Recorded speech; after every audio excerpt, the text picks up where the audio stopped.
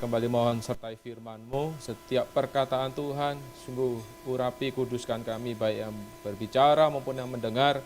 Tuhan, kami minta pada Tuhan, setiap perkataan-Mu bisa menerangi kami. Tuhan, bisa kami nampak wahyu mengenai Kristus yang tersingkap buat kami. Apa yang fakta yang telah Kau rampungkan, bagaimana kami hidup dalam kesatuan, dalam fakta-fakta yang telah rampung ini menjadi pengalaman kami. Tuhan Yesus, sungguh kami damba, Kau bawa kami terus maju, tidak hanya dilahirkan kembali, Tuhan, tidak hanya Tuhan hidup dibangkitkan, tapi juga kami mau mengalami keterangkatan-Mu. Segala kuasa yang Kau berikan buat kami. Tuhan Yesus, terima kasih padamu Tuhan, sertai kami semua. Berkati setiap perkataan Tuhan. Amin.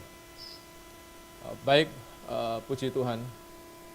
Ini kalau kita lihat di layar ya, judul kita yaitu seri pertama minggu keempat ya, mengenai terang. Lebih tepatnya benda penerang, itu terang hari keempat. Saya sederhanakan jadi kata terang, sebenarnya mengacu pada terang hari keempat. Nah, khusus hari ini saya gabungkan Kristus dan orang Kristen ya. Memang setelah saya susun, susah sekali memisahkan Kristus dan orang Kristen ya di aspek, berbagai aspek ya, karena menyatu. Ya, apa yang Kristus kerjakan, lalu ya ternyata di sana juga ada aspek bagaimana kita bisa memasuki pengalamannya. Nah, jadi saya bagi dua hal ya, yang agak cepat kita lihat mengenai perkara benda penerang sendiri. Nah, berikutnya yang terpenting kita akan lihat perkara bagaimana Kristus terwahyu di sana dan bagaimana kita sebagai orang Kristen hidup seturut dengan apa yang telah dirampungkan oleh Kristus. Ya, kita akan lihat memang kita orang Kristen tidak boleh puas hanya percaya pada Yesus dilahirkan kembali. Tapi kita perlu mengalami semua apa yang telah dilalui oleh Tuhan hari ini. Ya, Dia telah bertahta dengan segala kuasa. Nah, harusnya orang Kristen juga mencapai titik ini. Menerapkan kuasa Tuhan di atas muka bumi. Oke, kita lihat ya, langsung masuk perkara pertama. Yakni perkara benda penerang. Saya mulai dengan ayat, bisa dilihat juga di layar. Yakni di Kejadian pasal 1, ayat 14 dan 15. Mari kita bisa baca di layar sendiri-sendiri juga bisa dilihat. Dikatakan bahwa jadilah, berfirman Allah, jadilah benda-benda penerang pada cakrawala untuk memisahkan siang dari malam. Nah, biarlah benda-benda penerang itu menjadi tanda yang menunjukkan masa-masa yang tetap dan hari-hari dan tahun-tahun dan sebagai penerang pada cakrawala. Biarlah benda-benda itu menerangi bumi. Dan kita tahu jadilah demikian. Jadi apa yang Tuhan inginkan terjadi. Jadi ada kata benda penerang, lalu memisahkan, lalu tanda, dan apa fungsinya. Nah, kita akan lihat tiga benda penerang ini secara cepat, bahwa Tuhan menjadikan tiga benda penerang. Nah, kata menjadikan, kita perlu sadar bahwa di potongan ayat yang kita baca, bukan Allah menciptakan, tapi Dia menjadikan. Ya, memulihkan fungsi yang sebermula. Jadi seperti kita sudah beritakan yang dari awal, bahwa apa yang kita akan lihat di dalam aspek sejarahnya, secara geologi, secara sejarah, bahwa apa yang terjadi dengan langit dan bumi hari ini bukanlah cerita penciptaan yang pertama, tetapi Tuhan merecover, memulihkan kembali langit dan bumi pada kondisi seperti yang kita hidupi hari ini. Kita lihat bahwa Allah menjadikan kedua benda penerang yang besar, dikatakan dua benda penerang yang besar ini, yang dikatakan yang lebih besar untuk menguasai siang, kita tahu itu mengacu pada matahari, ya kan? Lalu yang kecil untuk menguasai malam, kita tahu itu mengacu pada bulan. Lalu Allah juga menjadikan bintang-bintang. Nah, kita lihat sekarang kata di sini, yaitu pemulihan fungsi. Nah, apa yang terjadi? Ya, kita lihat apa yang terjadi, bahwa Allah pernah satu ketika, kita nggak tahu berapa lama sebelum manusia ada, Allah itu memberi perintah kepada matahari, sehingga dia tidak terbit, dan dia juga mengurung bintang-bintang dengan materai. Nah, jadi ada situasi yang terjadi di sana. Dikatakan matahari diperintahkan supaya tidak terbit. Artinya matahari itu sudah ada. Dan memang punya fungsi seperti yang kita alami, kita nikmati hari ini. Tetapi dikatakan Tuhan tidak memerintahkan supaya dia tidak terbit, berarti fungsi matahari berhenti fungsinya. Dia tidak lagi mengeluarkan cahaya seperti yang kita alami hari ini, dan bintang-bintang juga dikurung dengan materai. Artinya bintang, matahari termasuk di dalamnya tidak melaksanakan fungsi. Itulah yang terjadi ketika Allah menghakimi langit dan bumi, ketika malaikat Lucifer memberontak melawan Tuhan. Oke, ini adalah fakta sejarah. Nah, sekarang kita lebih penting perlu melihat perkara hubungannya antara Kristus dan orang Kristen. Nah, yang kita akan tekankan hari ini adalah demikian. Kita harus membedakan ketika hari pertama Tuhan menjadikan terang, kan? Tuhan menjadikan terang, jadilah terang. Nah, tetapi di sana terang yang diacu di hari pertama bukanlah sebuah terang yang solid. Saudara Watchmeni mengatakan itu terangnya seperti mungkin di kutub ya, pendaran cahaya di awan, tapi tidak jelas. Bukan terang yang solid dan konkret. Nah, kita perlu melihat bahwa setelah hari keempat ini, kita akan lihat minggu depan, Allah mulai menciptakan sebuah kehidupan yang lebih tinggi, ya kan? Karena kita lihat di hari ketiga ada kehidupan, yaitu ada tumbuh-tumbuhan, pohon-pohonan. Tetapi ternyata untuk melanjutkan proses selanjutnya, di mana setelah ini Tuhan akan mulai memunculkan apa? Ikan, burung, ternak, terakhir manusia. Maka ada satu transisi, satu titik penting, yaitu Allah harus mempersiapkan dulu sarana pendukung, supaya makhluk kehidupan yang lebih tinggi tingkatnya ini bisa hidup di muka bumi. Artinya, sebelum Tuhan melaksanakan proses yang hari keempat ini, maka Allah tidak bisa menciptakan kehidupan yang lebih tinggi. Jadi kita bisa melihat pentingnya terang dan kehidupan. Sudah kita bahas sebelumnya ya, bahwa prinsip kehidupan itu berhubungan dengan terang. Di mana ada terang, barulah di sana Tuhan ada pekerjaan pemulihan untuk mempersiapkan sebuah kehidupan. Nah, kita lihat di Mazmur 36 ayat 10, ya, dikatakan sebab padamu ada sumber hayat.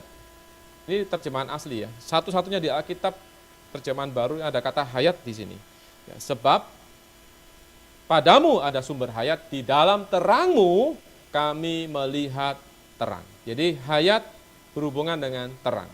Lalu di Yohanes 1:4 dikatakan, di dalam dia ada hidup, dan hidup itu adalah terang manusia. Jadi perkara kehidupan sangat berhubungan dengan terang. Terang berhubungan dengan kehidupan. Jadi dua-duanya tidak bisa dipisahkan.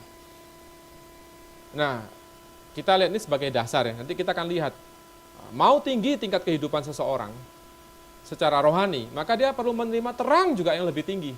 Seperti kita sampaikan kemarin bahwa kita setelah dilahirkan kembali, di dalam kita mulai ada kehidupan. Kehidupan baru yang tingkat pertumbuhan rohaninya diumpamakan seperti tumbuh-tumbuhan. Hidup, segar, tapi tingkat kesadarannya belum tinggi. Belum bisa melaksanakan banyak hal. Nah, belum bisa mencapai titik seperti manusia yang bisa mengekspresikan Allah. Nah, ini kita akan lihat bahwa pertumbuhan rohani orang Kristen dimulai seperti tumbuh-tumbuhan yang Alkitab bilang, kamu adalah ladang Allah. Nah, Paulus katakan apa? Aku menanam, Apolos menyiram. Tetapi Allah yang memberi pertumbuhan. Artinya apa? Di pandangan Allah, kita ini minimal ya, level diselamatkan. Tapi kita nggak boleh puas. Sebagai orang Kristen yang lahir baru, kita harus terus bertumbuh. Nah, untuk bertumbuh ke tingkat yang lebih tinggi, maka perlu terang. Ya, artinya orang Kristen, mungkin Anda ya, kita semua sudah jadi orang Kristen bertahun-tahun. Lalu, apakah kita bertumbuh? Pertanyaannya, ya kan? Banyak orang ngomong, oh saya bertumbuh loh, di komunitas ini bertumbuh loh. Bertumbuhnya apa? Oh saya kayaknya doa makin dijawab Tuhan, kayaknya saya mengalami banyak mujizat. Apakah itu bertumbuh? Bukan. Bertumbuh itu adalah bertambahnya kadar Allah di dalam kita. Ketika kadar Allah bertambah, maka kita makin ada keserupaan dengan Kristus, itulah bertumbuh. Tidak sama dengan mujizat karunia. Buktinya apa? Orang Korintus. Orang di Korintus sangat berkarunia, tetapi mereka dikatakan oleh Korintus seperti bayi. Karena Paulus mengatakan, makanan bayi ya, susulah yang kuberikan kepadamu, bukan makanan keras. Kenapa? Kamu belum bisa menerima makanan keras. Artinya di pandangan Paulus, kamu itu orang Korintus masih baby in Christ. Buktinya apa? Masih bertengkar, ada perbuatan daging, ada perbuatan dosa, cemar di dalam gereja yang penuh karunia. Nah, jadi karunia rohani tidak sama dengan pertumbuhan rohani. Jadi pertumbuhan rohani itu bicara bertambahnya kadar Allah di dalam kita. Nah, kadar Allah bertambah tergantung dengan seberapa banyak terang kita alami. Oke, kita lihat ini ya. Sekarang kita masuk ke fakta rohani. Ada fakta-fakta rohani yaitu posisi dan kemenangan Kristus. Nah, ini kita perlu menyadari posisi dan kemenangan Kristus. Mari kita lihat ya. Dikatakan yaitu mari di Efesus 1:20. Apa yang Allah kerjakan di atas Kristus Yesus Tuhan kita? Dikatakan Yesus Kristus dibangkitkan, lalu didudukkan di surga. Nah, secara posisi Tuhan kita melalui sebuah proses menjadi seorang manusia. Nah, di dalam posisi yang rendah, dia merendahkan diri, lalu dia berkenan. Dia melaksanakan karya yang besar, lalu pada titik puncaknya Allah Bapa meninggikan dia, membangkitkan dia, dan mendudukkan dia di surga. Dan jauh lebih tinggi daripada segala pemerintah, dan penguasa, dan kekuasaan, dan kerajaan, dan tiap-tiap nama yang dapat disebut. Nah, artinya hari ini Tuhan kita telah mencapai titik tertinggi di alam semesta. Nah, ini adalah posisi yang telah Tuhan capai melalui sebuah proses yang sangat kita udah bahas kemarin ya. Apa yang terjadi dengan Tuhan kita? Di hari pertama dia menjadi seorang manusia. Di hari kedua cakrawala itu bicara bagaimana ya. Di hari pertama dia datang sebagai sang terang untuk apa? Menghasilkan hayat. Tapi prosesnya dia harus melalui salib. Ya, dia harus melalui proses dibawa naik ke atas kayu salib. Itulah cakrawala yang kita alami. Baru di hari ketiga dia mengalami kebangkitan. Di dalam kebangkitannya kita dilahirkan kembali. Nah, di hari keempat kita tahu Kristus setelah bangkit dia naik ke surga. Ya, disaksikan oleh para murid. Nah, kita lihat bagaimana keterangkatan Tuhan. Hari ini dia duduk di tahta. Stefanus ketika dia dirajam batu, dia juga bisa melihat anak manusia ya, berdiri di sebelah kanan Allah Bapa. Nah, hari ini inilah posisi yang telah dicapai Tuhan kita. Nah, bagaimana dengan kita hari ini? Kita lihat ya, posisi kita hari ini. Yaitu dikatakan kita telah satu di dalam keterangkatan Tuhan. Karena dikatakan di dalam Kristus Yesus, Ia telah membangkitkan kita juga dan memberikan tempat bersama-sama dengan Dia di surga. Nah, moga kita lihat fakta. Saya lagi kupas fakta dulu. Fakta rohani adalah fakta. Ya, pengalaman rohani kita bisa jadi berbeda. Nah, kita hari ini perlu bergumul dalam arti yang tepat. Yaitu apa? Memasuki fakta rohani. Yang jalannya sangat sederhana. Tapi kita harus lihat dulu fakta rohani ini. Supaya apa? Iman kita, dasar pengalaman kita diarahkan pada seluruh fakta yang telah rampung. Amin. Ya, moga kita lihat ini, bahwa kita hari ini telah bersama-sama dengan Kristus di surga. Kalau ada orang tanya kita, kamu sekarang di mana posisimu? Kita bisa mengatakan saya punya dua posisi. Secara kasat mata saya di muka bumi.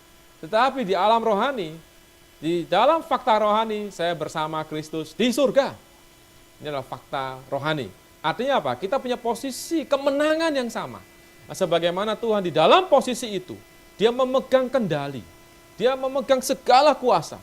Dia melaksanakan kehendak Allah dengan lengkap ya. Kita tahu ketika Yesus naik ke atas tahta sebagai anak domba. Dia yang dikatakan layak membuka kitab gulungan. Mulailah materai dibuka. 1, 2. Artinya apa? Dia yang melaksanakan seluruh rencana Allah. Hari ini Yesus di surga tidak nganggur. Dia sedang melaksanakan pekerjaan yang besar. Mengatur seluruh alam semesta. Ya, mengatur segala situasi. Supaya apa? Seperti di gambaran di materai, 4 materai. Pertama, itu kuda. Itu apa? Supaya Injil terus diberitakan. Kuda putih. Di mana ketika Injil diberitakan, memang akan ada peperangan. Lalu ada kelaparan. Lalu ada kematian. Nah, inilah kisah sejarah sepanjang dunia. Dan kita tahu semua terjadi setelah Yesus naik ke atas tahta. Nah, puji Tuhan, hari ini kita sebagai gereja Tuhan, umat Allah, kita perlu menyadari posisi kita. Oke, kita akan lihat lebih lanjut. Inilah hubungan yang kita lihat hari ini mengenai benda-benda penerang. Oke, saya mau tandaskan dulu. Ada 2 garis ya, Anda perhatikan ada 2 garis di sana. Pertama adalah garis keselamatan dan pertumbuhan. Ketika kita bicara, oh aku beroleh selamat, aku perlu bertumbuh. Ini bicara kita sebagai akseptor, menerima terang. Terang hari pertama membuat kita diselamatkan. Tapi kita perlu terang hari keempat supaya kita bertumbuh. Nah, namun nggak cukup demikian. Di sisi yang lain, kita ini dikatakan juga adalah benda-benda penerang sebenarnya, kita akan lihat. Nah, kita bicara orang Kristen tidak hanya punya pengalaman keselamatan dan pertumbuhan. Orang Kristen yang normal harusnya juga memiliki pengalaman kemenangan. Kemenangan adalah sebuah fakta rohani. Kemenangan adalah sebuah posisi yang telah Tuhan capai dan kita ada di dalamnya. Semoga kita jelas ya. Jadi perkara kemenangan adalah sebuah fakta rohani yang seharusnya membawa kita bersuka cita. Ya, itu kenapa kita bisa melihat ya di Kisah Para Rasul. Bagaimana para murid Yesus setelah Yesus mati bangkit, setelah Roh Kudus dicurahkan, mereka penuh dengan kuasa. Nama Tuhan di atas pundak, di atas diri mereka sangat penuh dengan kuasa. Tuhan mengerjakan banyak hal bersama para murid. Nah, ini apa? Ini adalah contoh gimana orang Kristen tidak hanya boleh berhenti di sisi menerima terang. Kita sebagai orang Kristen harus bertumbuh. Lalu nampak ya, kita hari ini juga perlu memantulkan terang. Jadi bicara kemenangan itu bicara bagaimana kita memantulkan terang. Bukan bicara kita harus bergumul untuk menang, bukan. Tapi posisi kita. Nah, posisi memantulkan kita tahu nanti kita akan lihat. Ini seperti bulan. Bulan adalah sebuah benda yang memantulkan cahaya matahari. Nah, kita tahu terang mengalahkan gelap. Ya kan? Gelap tidak bisa dikuasai oleh sang terang.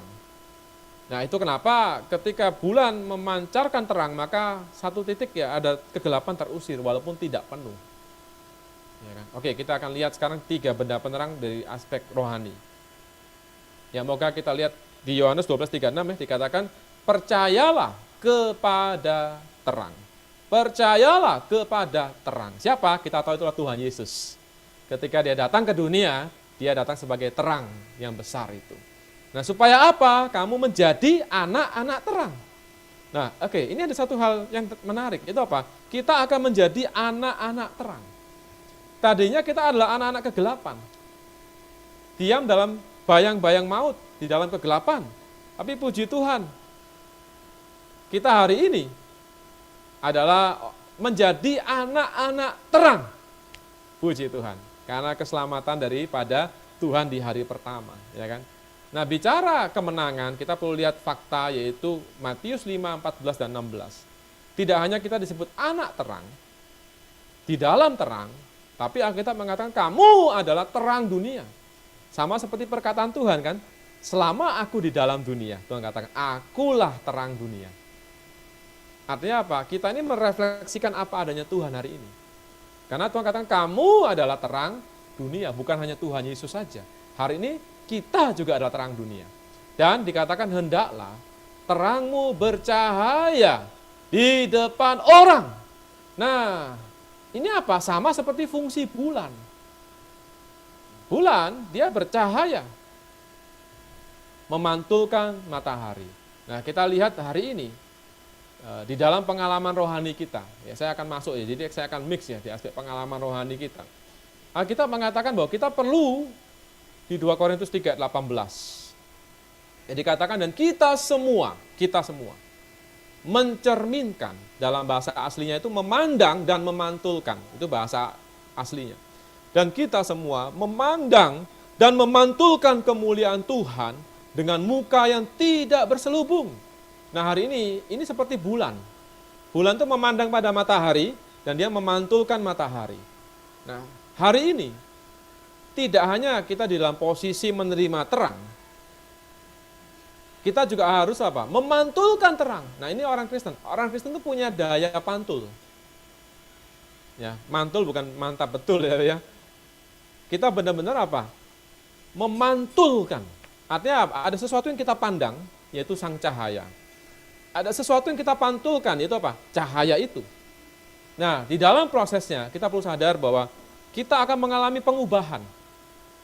Kita yang memandang dan memantulkan Tuhan, maka kita akan diubah menjadi serupa dengan gambar Tuhan. Ya, dalam kemuliaan yang semakin besar. Nah, hari ini moga kita lihat perkara ini, kita melihat prinsipnya. Bahwa sumber terang adalah Tuhan. Kita menjadi anak-anak terang bukan karena kita menjadi sumber terang, tapi karena kita bersatu dengan Sang Terang. Nah, bagaimana arah muka kita? Itu mempengaruhi apakah kita menjadi terang itu. Artinya di dalam pengalaman kita bisa jadi gelap, tidak menjadi terang. Kenapa? Kita tidak sedang memandang pada objek yang tepat. Kalau kita memandang objek yang tepat, maka hasilnya kita akan memantulkan. Sama seperti kisah Musa. Bagaimana Musa selama 40 hari, 40 malam, ya 40 hari lebih tepatnya, di atas gunung Sinai. Ini kan mengambil latar belakang dari kisah Musa sebenarnya. Dia di depan Tuhan, mendengar suara Tuhan, menikmati hadirat Tuhan. Maka apa yang terjadi? Ketika dia turun dari gunung, mukanya penuh dengan cahaya. Kemuliaan Allah tanpa dia sadari. Kenapa? Selama 40 hari kemuliaan Tuhan menginfus diri Musa. Nah, inilah orang Kristen. Itulah sedikit contoh bagaimana Musa menjadi orang yang memandang dan memantulkan kemuliaan Tuhan. Sehingga orang Israel takut memandang Musa. Kenapa? Wajahnya bercahaya seperti wajah Tuhan. Nah, hari ini moga kita nampak perkara apa? Memandang dan memantulkan. Coba kita akan gali lebih dalam nanti. Nah, sekarang kita lihat ya, bagaimana manusia memandang terang itu. Yaitu kita ambil dari Kidung Agung pasal 6 ayat 10. Dikatakan di Alkitab, siapakah dia? Wanita itu yang muncul laksana fajar merekah, indah bagaikan bulan purnama, bercahaya bagaikan surya. Ini bicara Kidung Agung, kita tahu, ini bicara kisah romantika antara secara rohani adalah Allah dan kekasihnya. Yaitu apa? Kristus dan gereja. Di mana dikatakan siapakah dia, dalam bahasa asli siapakah perempuan itu? Mengacu pada gereja. Di Kidung Agung pasal 6 itu bicara gereja dalam aspek pengalaman kita secara pribadi, secara orang Kristen. Mencapai titik di surga. Mencapai titik keterangkatan. Itu kenapa kok perempuan ini dikatakan bagaikan bulan. Nah, ini itulah posisi yang seharusnya menjadi posisi kita ataupun kita menuju ke sana. Kita perlu damba. Di pandangan Tuhan kita nampak seperti apa? Bulan purnama. Bagaikan surya. Artinya apa? Kita tidak lagi terikat dengan perkara-perkara bumiah. Kita menjadi sepenuhnya menjadi orang yang penuh dengan kadar rohani. Kita memang hidup di bumi, tapi apa yang kita pikirkan adalah perkara-perkara yang di atas. Sepenuhnya hidup kita mengarah ke atas. Tidak lagi dipengaruhi oleh hal-hal di bumi. Nah, inilah orang Kristen seharusnya.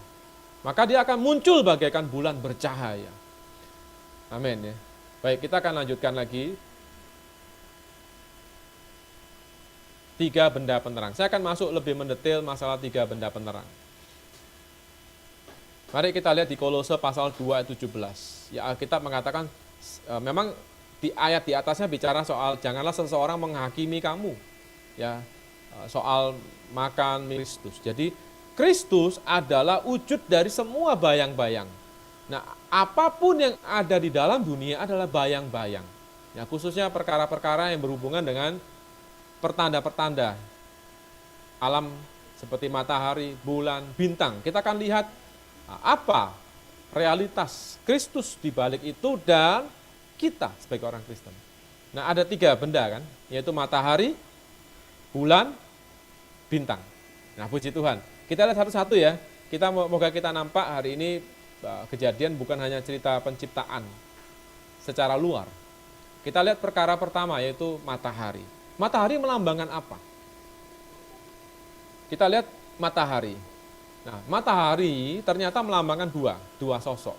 Yaitu apa? Lambang dari Kristus dan lambang dari para pemenang. Kita lihat sekarang Kristus.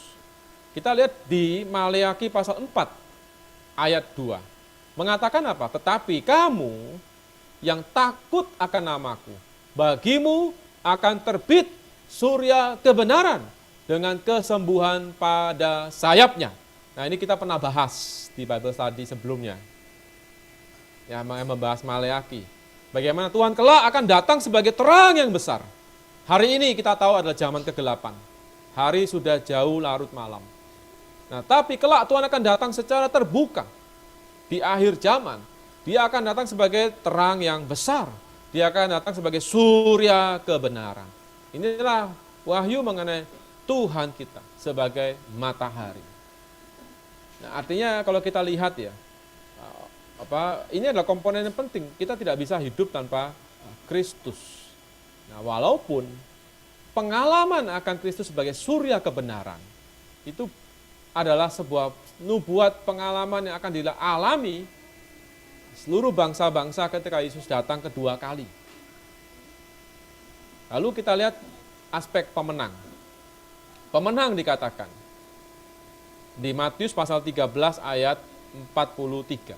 Dikatakan pada waktu itulah orang-orang benar akan bercahaya seperti matahari. Nah, Anda lihat, di zaman kerajaan kelak, ya hari ini belum, tapi di zaman kerajaan kelak, dikatakan orang-orang benar, kalau kita katakan para pemenang, akan bercahaya seperti matahari dalam kerajaan Bapa mereka. Nah, siapa bertelinga, hendaklah ia mendengar. Nah, ini adalah sebuah pengharapan kita kelak, ya, bahwa kelak kita akan seperti Tuhan kita. Sebagaimana Dia adalah matahari, surya, kita juga akan serupa dengan Dia. Tetapi untuk ini maka kita perlu menjadi orang-orang benar, the righteous. Nah, bicara orang benar itu bicara sesuatu yang sangat berbeda dengan konsep alamiah kita. Di dalam konsep alamiah kita, orang benar itu bicara tindakannya, harus benar, tingkah lakunya dan lain sebagainya. Orang lihat benar. Orang yang benar pasti tingkah lakunya dia akan tepat. Ya, seperti di Roma 14 ya dikatakan kerajaan Allah bukan soal makanan dan minuman, tapi soal kebenaran, damai sejahtera dan sukacita dalam Roh Kudus. Kebenaran ini bicara apa? Dia benar terhadap Allah, benar terhadap manusia. Nah, benar itu apa? Yaitu dia tidak ada sekatan dengan Allah. Nah, mungkin Anda tidak berbuat dosa, tapi Anda membelakangi Allah, maka Anda bukan orang benar. Ya, kita harus sadar bahwa apa? Hidup kita harusnya mengarah pada Tuhan. Nah, kalau kita memandang Tuhan, hati kita terarah pada Tuhan, maka kita akan bercahaya. Nah, hari ini belum bisa mencapai titik cahaya puncak, tapi kelak, ya, seperti Paulus katakan, hari ini kita masih samar-samar melihat Tuhan kita. Tapi kelak kita dengan muka tidak berselubung, akan memandang Dia. Nah, kita akan sepenuhnya memandang dan memantulkan Tuhan kita kelak. Ya, hari ini semoga kita ada pengalaman hari demi hari, memandang Tuhan kita dan memantulkan Tuhan kita di dalam skala yang lebih kecil. Seperti bulan, ataupun seperti bintang nanti kita akan lihat. Nah, ini adalah Kristus dan para pemenang. Puji Tuhan. Nah, kita lihat lebih lanjut lagi wahyu mengenai bulan. Untuk perkara bulan. Bulan adalah lambang dari gereja. Ini jadi satu statement yang jelas. Bulan adalah lambang dari gereja. Nah, di tengah kegelapan malam, ketika Yesus sedang tidak berada bersama kita secara kasat mata. Dikatakan di Alkitab bahwa hari sudah jauh larut malam. Artinya apa? Tanpa kehadiran Tuhan kita, maka dunia di dalam kegelapan. Ya, sejangka waktu Tuhan datang sebagai terang yang besar. Lalu Dia mati dan bangkit, Dia meninggalkan kita. Nah, hari ini kita lihat ya, di Kidung Agung lagi dikatakan siapakah Dia?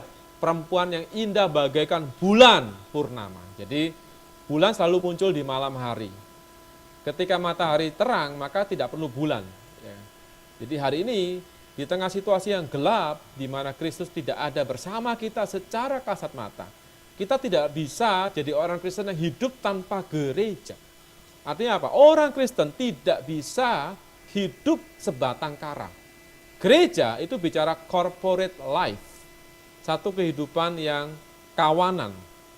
Gereja itu adalah sekumpulan, ya, secara definisi yang paling sederhana. Itu sekumpulan orang yang dipanggil keluar dari kegelapan. Ya, kepada terangnya yang ajaib. Jadi hari ini, kita orang Kristen, jangan jadi orang Kristen yang lone ranger. Kenapa? Hari ini kita diselamatkan, kita adalah bagian dari gereja. Ya, di satu sisi, kita mau bertumbuh, kita juga perlu terang Kristus dan terang bulan. Yaitu apa? Terang dari gereja. Oke, kita lihat ya. Di malam hari. Kata malam hari itu mengacu pada apa? Kondisi gereja hari ini. Sebagai terang, di Wahyu pasal 1 ayat 20 ya. Alkitab mengatakan apa? Bahwa Rasul Yohanes melihat ketujuh bintang yang kau lihat pada tangan kananku dan ketujuh kaki Dian. Nah, ada ketujuh kaki Dian. Anda perhatikan ada 7 pelita. Adalah ketujuh gereja. Jadi di pandangan Allah, gereja hari ini adalah terang dunia. Bukan hanya saya, kita individu orang Kristen harus menjadi terang. Secara kolektif, gereja adalah terang dunia yang penuh dengan kegelapan. Ya, itu kenapa dikatakan 7 kaki Dian. Kaki Dian pelita. Nah, gereja hari ini adalah berfungsi sebagai pelita, menyala di dalam kegelapan. Ya, itulah fungsi dari gereja. Tapi memang posisi secara rohani, ya kita ini punya 2 posisi. Posisi yang kelihatan mata di bumi. Yang tidak kelihatan mata kita itu di surga. Bersama dengan Kristus, di angkasa bersama dengan Kristus. Nah, karena itu kita perlu lihat bahwa kita punya fungsi memantulkan Kristus. Nah, ketika gereja melaksanakan fungsi ini, maka dia menjadi 7 pelita yang menyala di tengah kegelapan malam hari ini. Oke, nah sekarang perkara gereja.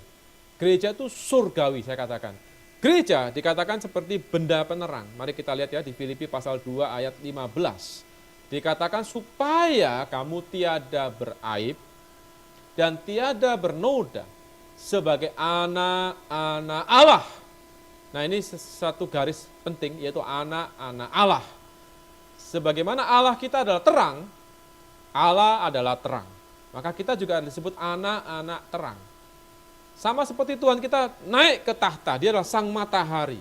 Maka posisi kita juga adalah di atas sebagai benda-benda penerang. Nah, kita lihat bahwa di hari ini kita hidup di tengah angkatan yang bengkok hatinya, yang sesat. Nah, ini perhatikan, bengkok hatinya. Perverted generations. Hatinya bengkok, hatinya tidak lurus. Nah, yang membuat orang dalam kegelapan adalah hatinya tidak lurus. Nah, hari ini kita sebagai orang telah diselamatkan, mungkin enggak kita dalam kegelapan? Sangat mungkin. Ketika hati kita tidak diluruskan ke arah yang benar. Yaitu apa? Memandang dan memantulkan Tuhan kita. Bisa jadi pada awal mula Anda diselamatkan, Anda penuh dengan terang, penuh dengan sukacita. Hati Anda mengarah pada Tuhan. Hari demi hari Anda ada doa, baca firman, maka Anda penuh dengan sukacita. Ya kan? Dari wajah Anda terpancar. Ya, kita lihat ya. Orang Kristen yang dikatakan bercahaya itu lihat aja wajahnya. Bapak Ibu sekalian ya, kalau yang lagi sama suami istri, sama kakak adik, coba lihat aja, tanya aja. Masih sukacita enggak? Lihat aja mukanya bercahaya enggak? Kalau mukanya sudah gelap, ya kan penuh dengan keluh kesah, penuh dengan gerutu, itulah orang Kristen dalam kegelapan. Orang Kristen dalam terang harusnya penuh dengan sukacita. Amin. Nah, dikatakan di sana, masalah mereka itu hati. Hatinya bengkok. Artinya apa? Hati mereka tidak mengarah pada Tuhan, termasuk kita orang Kristen. Hati-hati ketika kita mulai mengarahkan hati kita kepada hal-hal yang, atau lebih celaka lagi kita mencari Tuhan bukan untuk Tuhan, tapi kita mau mengejar hal yang lain. Berkat Allah contoh. Berkat Allah pun bisa membengkokkan hati kita. Berkat Allah pun bisa membuat kita apa? Menjadi sebuah selubung. Bisa jadi doa-doa yang tidak terjawab membuat hati kita berbalik pada Tuhan. Kenapa? Kita berfokus pada jawaban doa, bukan berfokus pada Tuhannya. Nah, apapun itu yang kita taruh di depan kita melebihi Tuhan, itu menjadi selubung. Nah, maka otomatis ya kita akan menjadi bulan yang tidak bercahaya. Jadi gini saudara sekalian, posisi kita itu sudah fix. Kita adalah benda penerang, nggak bisa diganti. Tapi bulan, Anda perhatikan, bulan itu kadang-kadang menjadi gelap. Ketika posisinya membelakangi matahari kan, ketika dia tidak berada di posisi berhadapan dengan matahari. Maka ada 1 bulan pasti ada masa bulan nggak kelihatan. Ada masa bulan itu kelihatan. Ketika apa? Dia mulai pas dengan matahari, maka dia mulai memantulkan. Kita baru bisa lihat bulan. Dan paling bagus ketika dia purnama.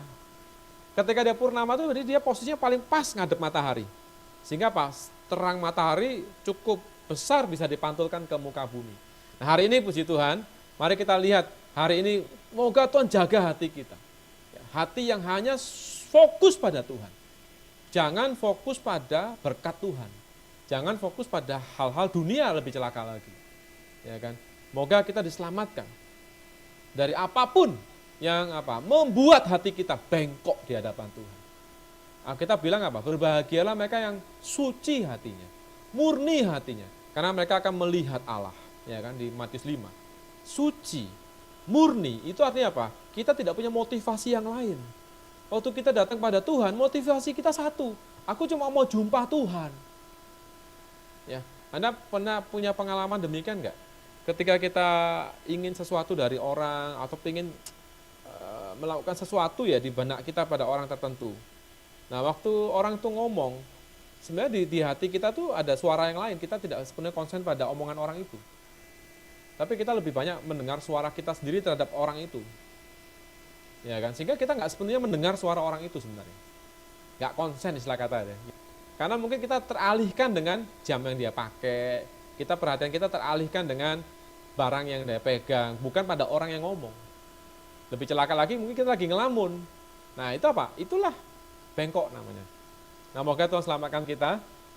Nah sekarang bagaimana ya kita jalan bertumbuh tadi itu? Ya ini simple. Wahyu pasal 3:22.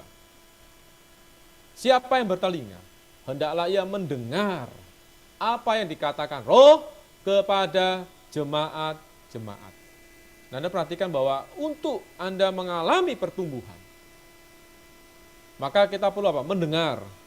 Satu, kita mendengar, memandang pada matahari. Itu mendengar suara Tuhan. Artinya memang kita secara pribadi perlu ada waktu-waktu bersama dengan Tuhan. Kita tidak bisa menggantikan waktu apapun dengan waktu yang lain. Waktu bersama Tuhan itu adalah waktu yang penting, kita secara personal. Kita akan lihat perkara bintang nantinya. Tetapi secara hidup orang Kristen, kita perlu ingat bahwa kita sebagai orang Kristen ini juga ada namanya gereja. Gereja yang dikatakan gereja bukan saya arahkan kepada organisasi gereja, bukan. Bukan pada organisasi denominasi apapun. Tapi kita lihat apa? Yang dikatakan kepada roh kepada jemaat-jemaat. Yaitu gereja yang dalam kondisi yang dikatakan menurut 7 gereja itu. Gereja secara rohani adalah tempat di mana Allah, Sang Roh itu bisa berbicara. Yaitu apa? Itu gereja yang memang menyuarakan suara Tuhan secara murni. Ya, kita lihat perkara ini, kita lanjut. Moga telinga kita sadar ya, kita nggak bisa bertumbuh hanya aku dan Kristus. Untuk bertumbuh aku perlu gereja. Nah, di dalam gereja, poin pentingnya apa? Suara, firman Allah yang murni. Kita ke dalam gereja, kita harus mencari apa? Firman Allah yang murni. Nah, gereja yang tepat adalah gereja yang mendengar dan menyampaikan suara Allah, bukan suara yang lain. Dia adalah melalui utusan jemaat menerima perkataan Tuhan dan dia menyampaikan itu. Itu apa? Apa yang Roh katakan. Nah, Roh katakan mengacu pada pekerjaan Tuhan di akhir zaman. Dia berbicara melalui gereja. Dan kita hari ini di dalam gereja, kita mengalami pembicaraan Tuhan. Seperti janji Tuhan ya. Contoh yang real, 2-3 orang berkumpul dalam namaku, di situ aku hadir. Nah hari ini kita kumpul malam ini. Ini contoh kita mendengar suara. Ya, saya pengalaman baca Alkitab ya, Pak. Anda baca Alkitab. Saya baca Alkitab ya, baca ayat sendiri. Kadang-kadang kita ngerti satu poin. Tapi waktu kita berhimpun bersama, membahas ayat yang sama, seringkali muncul hal yang baru. Oh iya, saya nggak dapat sebelumnya. Nah, ini apa? Ini adalah terang yang Tuhan sediakan melalui apa? Bulan. Melalui apa? Gereja. Tapi gereja yang dikatakan gereja yang tepat adalah gereja yang memantulkan cahaya. Bukan cuma statusnya gereja, bukan cuma bulan, tapi bulan dalam kegelapan. tapi bulan yang dalam posisi yang tepat, bulan yang memandang matahari, bulan yang memantulkan cahaya matahari. Amin. Jadi ada apa? Di dalam gereja yang tepat selalu ada firman Tuhan. Firman Tuhan, firman Tuhan, dan firman Tuhan. Selalu ada perkataan Tuhan yang baru dan segar. Itulah ciri-ciri gereja yang berkenan di hadapan Tuhan. Oke, baik, kita lanjutkan sekarang perkara bintang. Bintang mengacu pada apa? Sama, mengacu pada Kristus dan pemenang, tapi di aspek yang berbeda. Di aspek pengalaman yang berbeda. Kita lihat ya perkara Kristus. Nah, dikatakan di Wahyu pasal 22 ayat 16. Aku, Yesus, telah mengutus malaikatku untuk memberi kesaksian tentang semuanya ini kepadamu bagi jemaat-jemaat. Aku adalah tunas Daud, yaitu keturunan Daud, gilang gemilang. Nah, ini adalah satu perkataan penting. Tuhan kita juga adalah sang bintang timur yang gilang gemilang. Sama seperti orang Majus dituntun oleh bintang. Ketika mereka berjalan untuk menemukan Yesus, ya, bintang itu menuntun mereka. Nah, kita lihat Tuhan adalah bintang. Bintang timur itu mengacu pada bintang fajar yang muncul menjelang pagi hari. Nah, hari ini kita perlu lihat untuk mengalami ini, maka kita perlu punya pengalaman apa? Kita lihat di Wahyu pasal 2 ayat 26. Barang siapa menang, dikatakan apa? Kepadanya akan kukaruniakan bintang timur.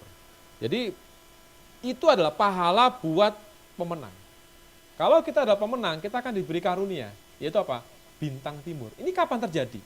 Itu adalah pengangkatan para ini di dalam pengalaman kita. Di Petrus dikatakan kalau kita memperhatikan perkataan nubuat, seperti memperhatikan pelita di tengah kegelapan malam, ya, maka Kristus akan bersinar di dalam hati kita sebagai bintang fajar itu.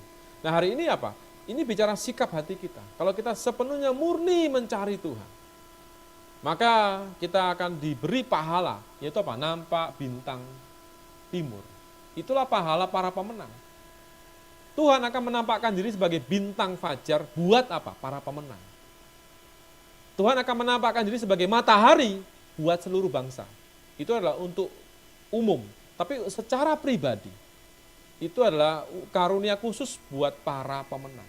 Jadi hari ini kita perlu sadar, Tuhan menyediakan dirinya sebagai bintang timur, yaitu apa? Pengalaman buat para pencari-pencari Tuhan. Ini satu. Nah, kita lihat bintang juga mengacu pada siapa? Diri individu-individu yang disebut pemenang. Jadi satu mengacu pada Kristus sebagai pahala tapi ya, yang dialami oleh sekelompok orang yang dengan ciri apa? Mencari Tuhan, menuntut Tuhan. Sungguh-sungguh mau meninggalkan apa? Segala hal selain Tuhan sendiri. Nah, itu contoh pengalaman apa? Waktu doa pagi, ya kan? Kita mau mengalami bintang timur, let's say ya. Paling gampang apa? Lihat pagi hari kita. Seperti orang Israel, dia mendapatkan mana, ya. Sebelum matahari terbit, dia harus mencari mana itu. Ini sesuatu yang diberikan sebelum matahari terbit. Nah, bintang itu muncul sebelum matahari terbit. Nah, sebelum Tuhan datang secara terbuka, hari ini kita perlu mengalami bintang timur, bintang fajar. Dengan apa? Setiap pagi kita datang mencari Tuhan. Orang Kristen itu dilihat dari pagi harinya. Pagi harinya bagaimana? Kalau siang hari semua orang akan menemui matahari siang. Tapi untuk menemui bintang fajar nggak bisa. Dia harus datang di waktu yang tepat. Kenapa? Itu akan lewat. Begitu dia terlambat dia akan lewat. Nah, hari ini sama, mencari Tuhan itu sama seperti mencari bintang timur itu. Itu juga pahala buat orang yang mencari, sungguh-sungguh mencari Dia. Nah, pagi hari kita, ketika kita bangun tidur, kita mencari siapa? Begitu kita mencari apapun selain Tuhan, maka kita masuk kategori angkatan yang bengkok. Ya, kita akan dalam kegelapan. Nah, hari ini kita perlu apa? Pagi-pagi buta mencari Tuhan. Supaya apa? Tuhan memancarkan terang sebagai bintang timur, bintang fajar. Nah, ada sekelompok orang, ya di sepanjang zaman itu Tuhan juga menyediakan demikian. Matahari itu kan fungsinya ada ketika siang hari kan kita mengalami matahari. Oke, itu yang normal. Tetapi situasi malam ada dua benda penerang, bulan dan bintang. Bulan itu yang paling normal seharusnya. Itu bicara gereja. Ketika gereja normal kondisinya, maka tidak perlu bintang. Tetapi ketika bulan bermasalah, bintang itu akan menonjol. Ketika bulan lagi gelap, baru bintang kelihatan cahayanya, ya kan? Artinya apa? Ketika kondisi gereja pun merosot, maka Tuhan masih menyediakan, yaitu apa? Pemenang-pemenang di sepanjang zaman. Bintang yang bercahaya di sepanjang zaman. Banyak tokoh-tokoh rohani Tuhan bangkitkan di sepanjang zaman. Contoh, Martin Luther termasuk kategori salah satu bintang yang bercahaya di tengah kegelapan malam di waktu zaman itu. Di waktu itu orang dalam kegelapan. Firman Tuhan tertutup. Orang tidak memahami bahwa orang bisa dibenarkan hanya karena iman. Orang harus beli keselamatan. Ini adalah kesesatan. Kegelapan, karena firman Tuhan terkunci. Nah, maka Martin Luther muncul sebagai bintang yang bersinar di waktu itu. Untuk apa? Menuntun banyak orang. Dikatakan orang ya yang telah menuntun banyak orang kepada kebenaran. Seperti bintang tetap untuk selama-lamanya. Jadi itu kita perlu melihat bahwa Tuhan juga memakai individu-individu seperti bintang ketika kondisi gereja sedang tidak bersinar terang. Nah, artinya demikian. Bagaimana saya mau bertumbuh? Saya perlu tiga-tiganya. Matahari, bulan, bintang. Artinya saya tidak bisa hidup hanya pribadi bersama dengan Tuhan, walaupun dalam pengalaman Tuhan saya bisa temui sebagai bintang hari ini, malam hari. Tapi saya juga perlu bulan. Saya perlu bersama-sama dengan kaum saleh yang lain mencari terang di dalam firman. Lalu saya perlu ada waktu-waktu bersekutu, ya, mencari bantuan dari mereka-mereka yang lebih mengenal Tuhan, lebih matang di dalam Tuhan. Nah, ini akan menuntun langkah hidup kita bertumbuh dengan tepat. Semoga kita lihat ini ya, bahwa kita jangan jadi koboi yang hidup sendiri. Kita juga nggak bisa cuma kumpul-kumpul tapi nggak ada waktu pribadi juga, nggak bisa. Jadi harus balance, waktu pribadi juga waktu bersama-sama dengan yang lain. Nah, inilah jalan kita bisa bertumbuh. Amin. Kita akan lanjutkan sedikit mengenai perkataan Tuhan. Mereka disediakan untuk menguasai, untuk berkuasa. Ya, kita lihat untuk perkara menguasai, yaitu di Kejadian 1 ayat 16. Yang lebih besar untuk menguasai siang, yang lebih kecil untuk menguasai malam termasuk bintang di dalamnya. Bintang masuk kategori di malam hari. Nah, menguasai itu bicara dua aspek. Satu adalah daya pembeda dan peperangan rohani. Ya, kita lihat bahwa orang Kristen harus bertumbuh ke titik rohani, berperang bersama dengan Kristus. Itulah pemenang. Mereka yang tidak hanya mendapat manfaat daripada Tuhan, tapi bersatu dengan Tuhan, berperang bagi kepentingan Tuhan. Jadi orang Kristen ya, jangan seneng jadi orang lemah terus.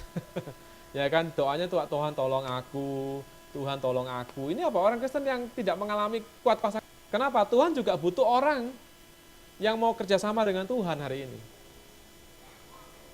Ya kan, Tuhan mendapatkan sekelompok murid di waktu itu yang tidak cengeng hanya minta tolong pada Tuhan, tapi dia justru menjadi tangan perpanjangan tangan Tuhan yang bisa menolong banyak orang. Itulah sang terang. Itulah terang yang kita pancarkan di depan manusia. Kita tidak hanya menerima berkat, terlebih menjadi saluran berkat. Nah, kita lihat ya perkara menjadi daya pembeda. Itu apa? Daya pembeda itu muncul dari terang. Ya, kita lihat di Efesus pasal 5 ayat 9. Karena terang hanya berbuahkan kebaikan, keadilan, kebenaran. Terang itu punya ciri, baik, adil, benar. Orang itu kalau di dalam terang, maka akan muncul sebuah tindakan tingkah laku. Tingkah lakunya penuh kebaikan, penuh keadilan, penuh kebenaran. Ya, kalau kita katakan orang Kristen sebagai terang, itu nggak cuma ngomong, tapi dalam hidup dia memancarkan kebaikan, keadilan, dan kebenaran. Dan dia tidak ada bagian di dalam perbuatan-perbuatan kegelapan. Tapi malah sebaliknya telanjangilah perbuatan itu. Nah, sama seperti demikian. Kalau kita di dalam satu ruangan ya, gelap gulita, kita nggak tahu ada sampah, betul nggak? Tapi begitu terang itu menyala, langsung kelihatan, ada sampah. Nah inilah fungsi orang Kristen. Orang Kristen itu punya daya pembeda. Kenapa? Dia membawa terang. Dia akan membawakan perbedaan juga. Membantu orang melihat ada perbedaan. Orang Kristen karena terang, nah kita bicara terang bagaimana hidup kita mengekspresikan Tuhan sang terang. Ya ada kasih keadil benaran khususnya. Benar terhadap Allah, benar terhadap manusia. Nah kalau kita hidup demikian, maka otomatis ya, contoh ya, kalau ada orang korupsi, pasti dia akan ngajak-ngajak tipe-tipe orang yang memang mau korupsi. Kalau Anda lurus orangnya, mereka pasti nggak mau ngajak Anda. Kalau Anda datang, mereka pasti akan diam. Kenapa? Anda bawa terang itu. Nah hari ini kita orang Kristen, jangan sampai kita datang ya malah wah yuk kita guyonnya jorok pula. Mereka malah seneng guyon sama kita malah bikin suasana guyonannya jorok. Nah ini berarti kita orang Kristen dalam kegelapan. Seharusnya ketika kita datang ya, semua diem. Dalam arti nggak berani mengungkapkan perkara kegelapan. Contoh ya, tindakan perbuatan kegelapan. Nah ini apa? Kita secara ilmu menjadi terang. Ya kan? Contoh ya, kita mungkin ya, ada orang melanggar peraturan. Saya ambil contoh sederhana aja ya. Gimana perasaan? Jadi di batin kita itu ada daya pembeda. Di tempat saya melayani, di temboknya itu karena itu ruko ya. Nah, maka orang suka karena mau cepet dia loncat tembok, turun. Udah, loncat tembok demikian. Menurut Anda itu baik nggak? Nggak bener kan? Tembok dibikin untuk menahan orang supaya tidak loncat kan? Itu gunanya tembok. Nah, tapi karena orang mau shortcut, dia loncat aja. Nah, kita ini sebagai orang Kristen, itu contoh sederhana.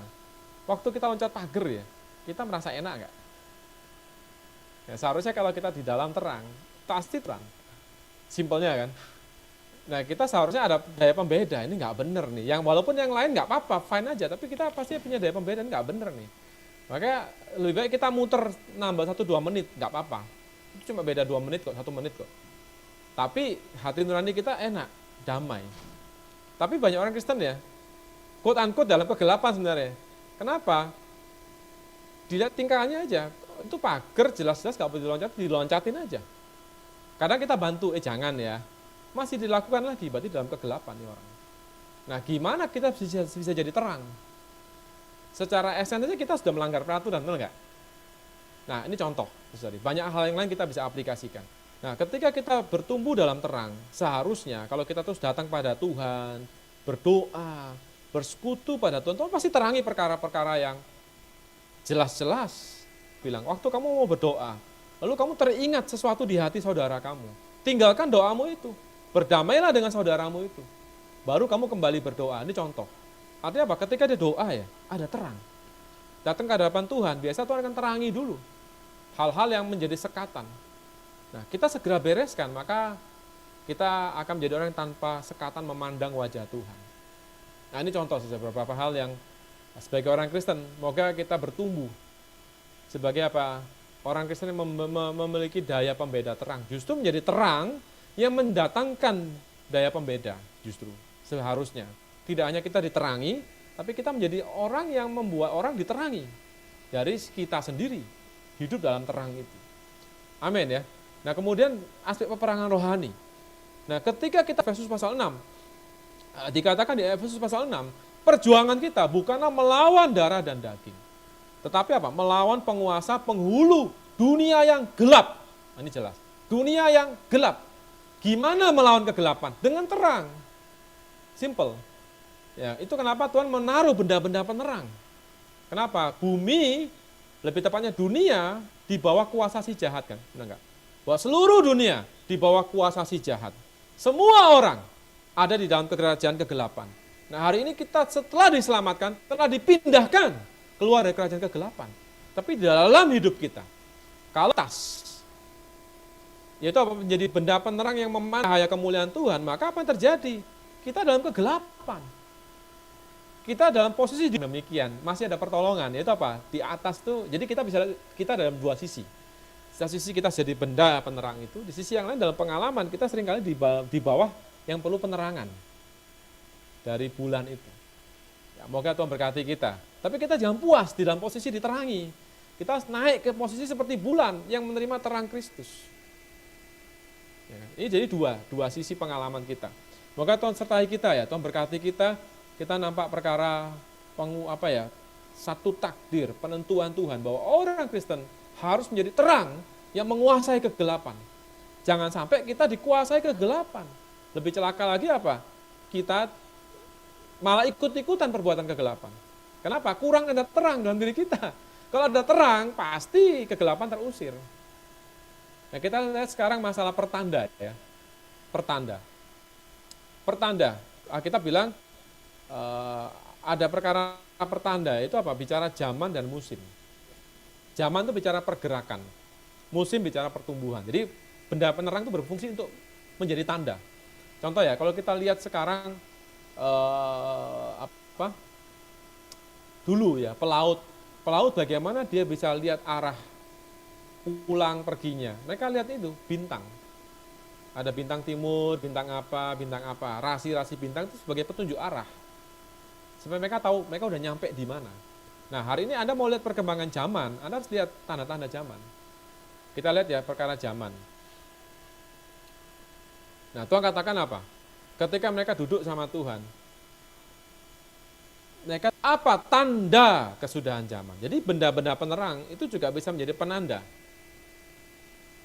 Ya kan? Dari apa? Kesudahan zaman. Nah, kita lihat di Wahyu pasal 12 juga ada tanda yang besar. Itu apa? Maka tampaklah suatu tanda yang besar di langit. Nah, ini adalah tanda di akhir zaman. Yaitu ada perempuan yang berselubungkan matahari dengan bulan di bawah kakinya, sebuah mahkota dari 12 bintang di atas kepalanya. Anda lihat kan? Ada matahari, ada bulan, ada bintang. Ya kan? Itu sebuah pertanda. Buat apa? Gereja. Jadi perempuan itu melambangkan umat Allah ya di sepanjang zaman. Nah, ada sebuah tanda yang besar dari perempuan ini, yaitu apa? Ini. Dikatakan ketika perempuan itu melahirkan seorang anak laki-laki itu diangkat ke surga. Lalu dikatakan, maka timbullah peperangan di surga. Nah, ini bicara akhir zaman. Akan ada pengangkatan para pemenang. Nah, Anda mesti lihat tanda-tanda loh. Ya, ketika tipe-tipe bintang pemenang di akhir zaman diangkat oleh Tuhan. Ya, Anda akan lihat di Matius 24 kan? Ada orang di ladang lagi bekerja diangkat, ya kan? Ada orang lagi mengirik makanan diangkat, ya kan? Ini apa? Orang lagi tidur diangkat. Ini apa? Bicara pengangkatan secara tersembunyi. Itulah para pemenang yang akan berjumpa dengan Tuhan sebagai bintang timur nantinya.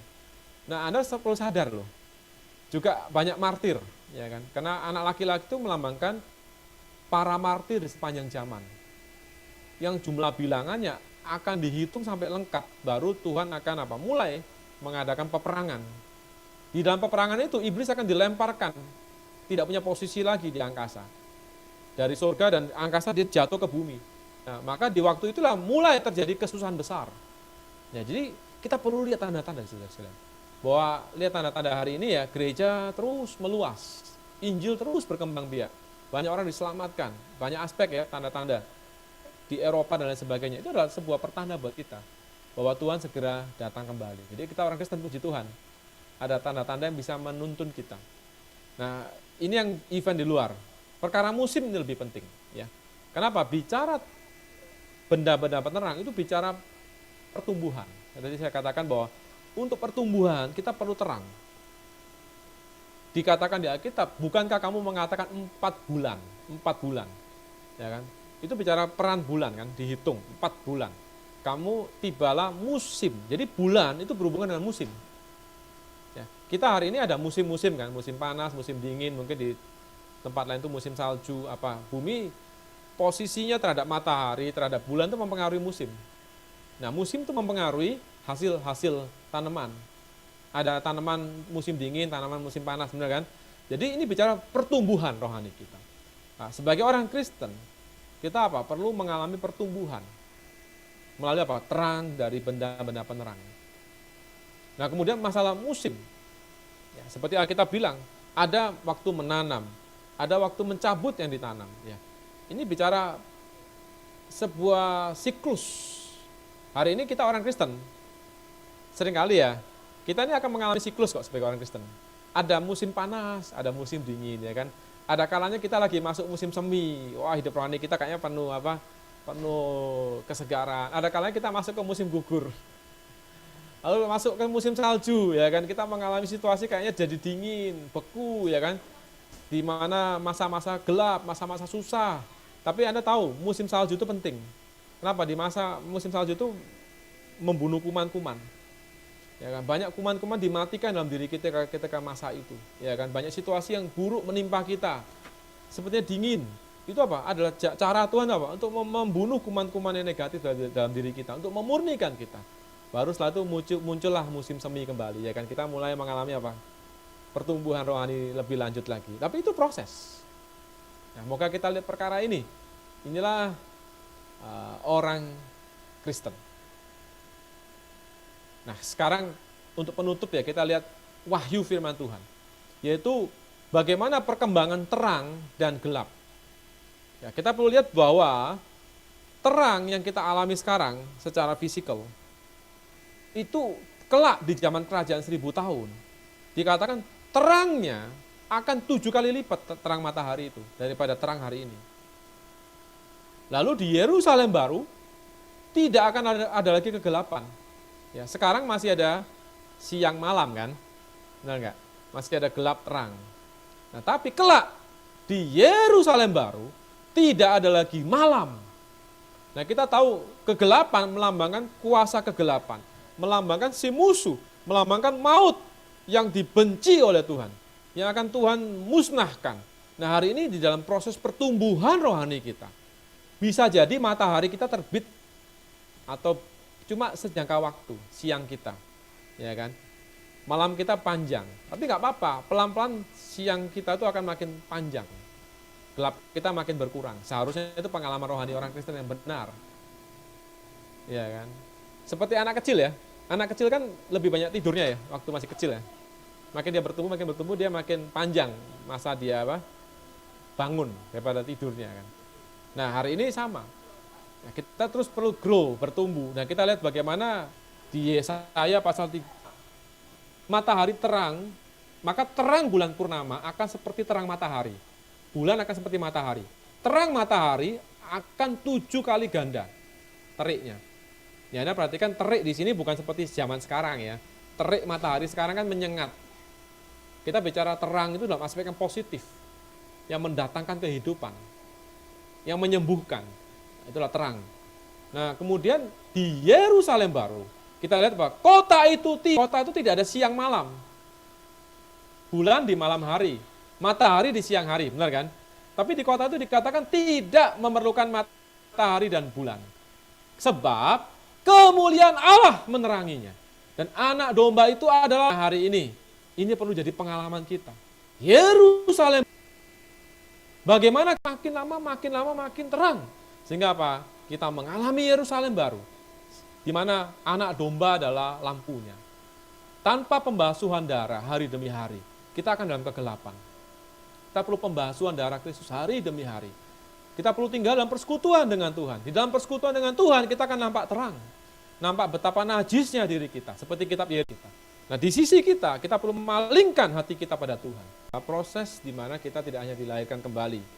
Kita perlu mengalami cakrawala, yaitu apa? Ketersalipan Kristus. Baru kita bisa mengalami kebangkitan Kristus dan kenaikan Kristus. 3 tahap itu. Nah, di dalam pengalaman kita untuk mengalami itu, simpelnya adalah ini. Kita harus hidup di hadirat Tuhan. Itu sebenarnya waktu saya doa, kita berdoakan ke bawah. Reaksi Petrus, aku ini orang berdosa Tuhan. Ya kan? Lalu apa? Ada perubahan hidup kan? Dia bisa meninggalkan perahu dia. Dia langsung mengikut Tuhan. Nah, ini adalah satu perubahan-perubahan drastis dari orang yang nampak Tuhan, nampak terang Tuhan. Jadi ya mungkin menurut saya ya perlu dibantu aja bagaimana namanya pengakuan dosa yang tepat. Ya belajar prosesnya dibantu sampai nampak terang Tuhan. Tapi tidak cukup hanya apa yang dipikir salah, tapi dia harus ditambahkan dengan firman. Dia harus bisa menikmati firman. Untuk apa? Menjadi supply di atas diri dia. Itu kenapa prosesnya kan imam itu harus makan roti. Terus baru membersihkan kandil. Itu bicara apa? Kita harus menikmati sang firman. Di dalam kenikmatan firman ada teratu, maka ada kuasa untuk menaklukkan dan Tuhan terangi itu. Tuhan ampun ya, itu adalah berdasarkan pemikiran, tapi berdasarkan dari proses persekutuan dulu dengan Tuhan. Di dalam proses itu, terang Tuhan akan menyorot orang itu dan orang itu pasti berubah. Jadi itulah beda teguran manusia dengan sorotan terang Allah. Pasti akan ada efek yang berbeda. Ya, simpelnya lagi apa? Sebenarnya kadang-kadang nggak perlu pusingin. Orang itu diajak menikmati Tuhan yang banyak, menikmati. Maka otomatis orang itu akan grow. Ketika dia bertumbuh ya, itu perkara kegelapan akan terusir. Karena terang bertambah, terang bertambah, terang bertambah, kegelapan akan terusir. Jadi masalah dia apa? Kurang terang. Lebih banyak apa? Dapatkan terang dalam persekutuan dengan Tuhan. Dalam firman yang tersingkap seperti ini, maka dia pasti akan ada perubahan. Amin. Itu mungkin ya jawabannya.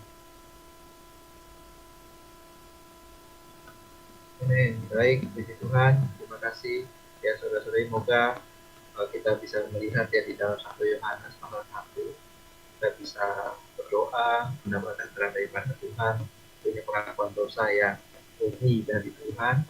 Kemudian karena sorotan terang Tuhan itu kita makin benci terhadap dosa itu dan akhirnya kita menempuh kemenangan atas dosa. Saudara-saudari, tak terasa ya sudah jam 9 lewat. Jadi mohon maaf tidak bisa menjawab lagi pertanyaan yang selanjutnya, nanti bisa kita bahas di grup-grup yang ada ya. Pertanyaan mengenai bukankah tujuh gereja di Wahyu itu sebagian rosot, bagaimana mereka bisa menjadi bintang kaki Yesus, Mena, Pergamus, Tiatira, Philadelphia, Sardis, ya. Jadi mungkin boleh kita ini ya. Oke, sekian mungkin webinar kita pada malam hari ini. Dari kita bisa apa namanya, kalau misalkan saudara-saudari mau lagi boleh membaca buku-buku yang telah disiapkan oleh Sofyan Ferry mengenai pelajaran ayat kitab Kejadian, kemudian kitab Kejadian sendiri ada ya, kemudian kitab versi pemulihan itu juga adalah referensi-referensi yang baik kalau misalkan saudara-saudari bisa membaca khususnya di perkara ini itu sangat baik. Baik saudara-saudari, saya rasa sekian hubungan kita hari ini. Kita berdoa terlebih dahulu ya, saya akan berdoa. Tuhan, terima kasih Tuhan untuk firman-Mu pada malam hari ini. Sungguh kami bersyukur untuk terang hari yang keempat Tuhan. Kami bersyukur Kau mau menerangi kami sehingga kami bisa bertumbuh, Kau kami semakin matang.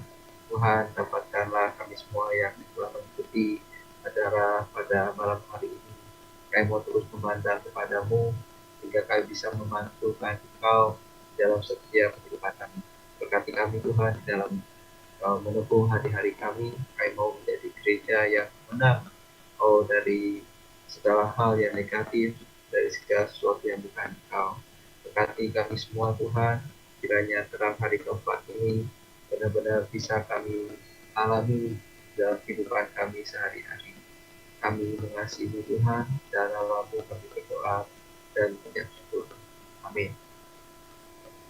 Amin. Baik, ya, mungkin boleh buka videonya, boleh sampaikan sampai jumpa ya hari Jumat, atau saudara juga bisa bergabung lagi ya. Kita akan membahas mengenai tokoh-tokoh dalam Alkitab di dalam kitab Kejadian.